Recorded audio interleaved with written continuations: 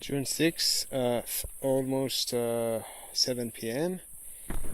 I covered the pipe with some dirt, and on top of that I laid this sheet of plastic, on top of which I will put some more dirt to level the surface.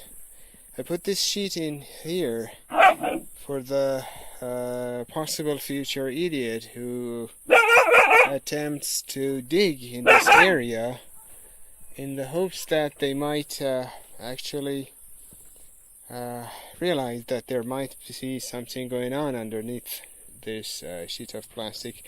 For some reason my dog is freaking out. I don't know, is it the worms in the dirt that surfaced, or the creepy looking sheet of plastic, or what? Thank you for watching.